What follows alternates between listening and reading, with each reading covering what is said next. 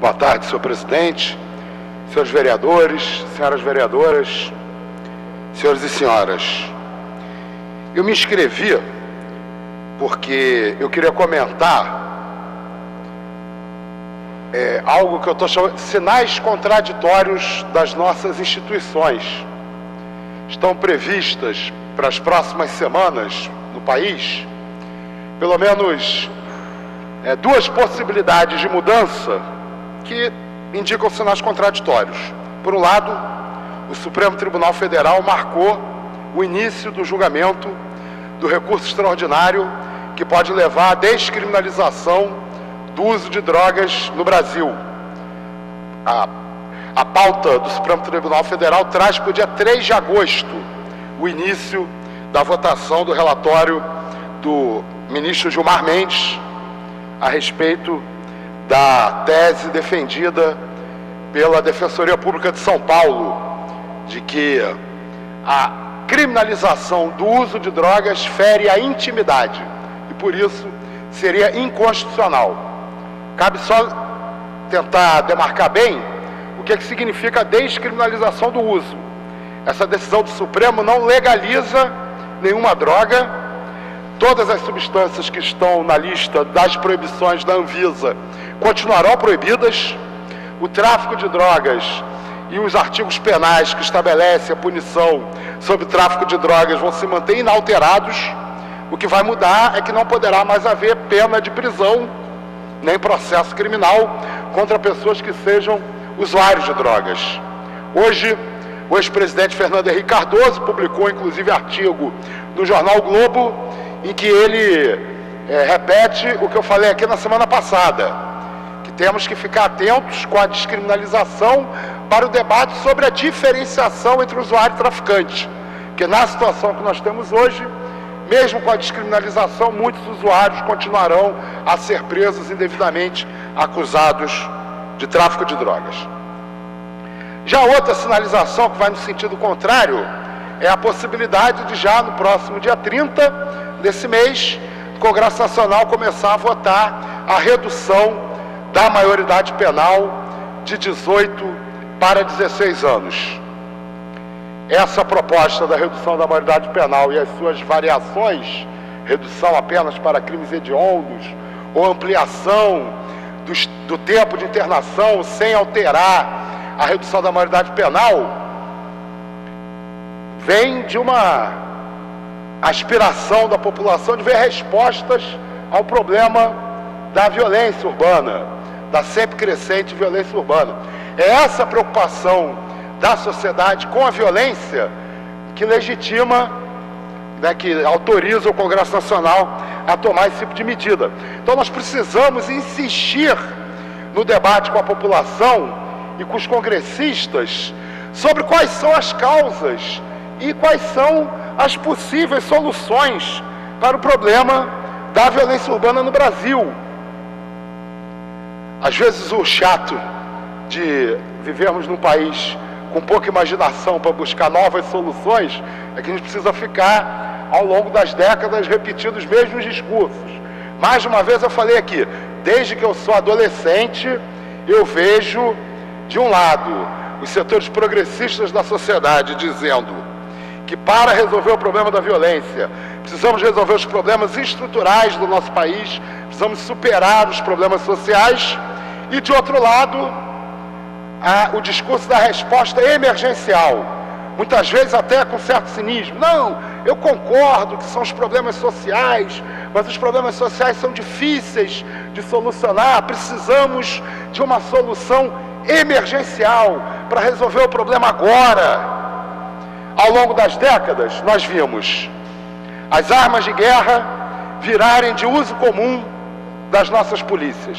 Fuzis, carros blindados, helicópteros blindados, um processo de militarização do cotidiano das nossas vidas, com controle territorial por ocupação maciça de tropas militares, como as UPPs, ou até mesmo as unidades de ordem pública da Guarda Municipal. A violência cedeu? Não cedeu. Aumentamos em muito a letalidade do nosso Estado, e a violência não cedeu. Outra solução emergencial: temos que prender mais, aprimorar, acabar com a impunidade, aprimorar as nossas técnicas para investigar e prender. Bom, em 1990, segundo o Ministério da Justiça, de 1990 até hoje, a população carcerária do nosso país cresceu em 575%. 575%. Hoje, são mais de 607 mil presos no país. O Brasil, hoje, tem a 4ª posição relativa, no ranking mundial de taxas de aprisionamento. Estou tirando os dados da matéria publicada no jornal o Globo de hoje. O Brasil tem 16 presos para cada 10 vagas.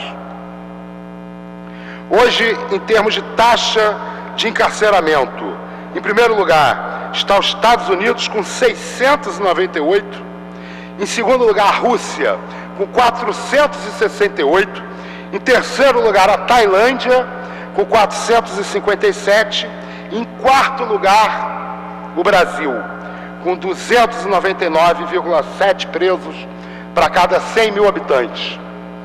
Em números absolutos, nós também ficamos em quarto lugar, só que aí a gente substitui a Tailândia pela China. Em números absolutos, a China fica em terceiro lugar e não a Tailândia.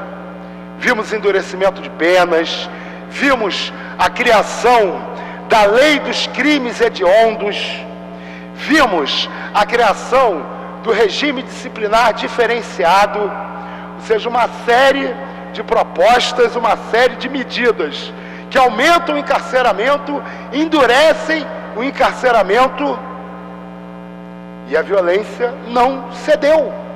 Não cedeu.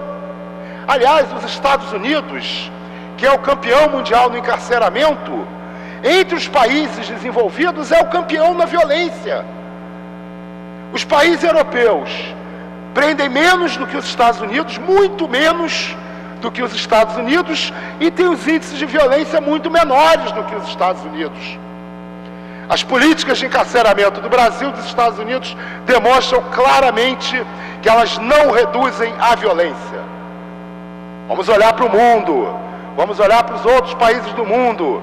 Os países que conseguiram reduzir a violência são os países que melhoraram a qualidade de vida da sua população. São países em que existe uma preocupação com o bem-estar social. É dessa maneira que a gente pode combater a violência. Aqui no Brasil, querem encarcerar adolescentes a partir dos 16 anos. Muitos ainda não perceberam o seguinte, que ao reduzir a maioridade penal para 16 anos, os adolescentes não vão poder só ser encarcerados. Os adolescentes poderão dirigir a partir dos 16 anos. O Código Nacional de Trânsito é bem claro. O critério para tirar a carteira de motorista não é ter 18 anos, é ser imputável. Se a maioridade reduzir para 16 anos, a Carteira Nacional de Habilitação reduz para 16 anos. Se a maioridade penal for reduzida para 16 anos, a proteção à exploração sexual de adolescentes também vai ser reduzida. As revistas masculinas vão poder publicar fotos de adolescentes de 16 a 17 anos nus. A sociedade precisa, inclusive, acordar para isso, porque nem sabe. Você pergunta nas ruas o que significa a redução da maioridade penal e a resposta é: temos que encarcerar os assassinos e os estupradores.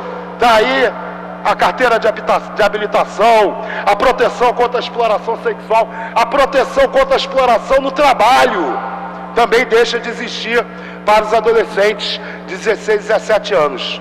E o problema principal fica longe de ser atingido, ao contrário, que é o fato dos nossos adolescentes serem as principais vítimas da violência.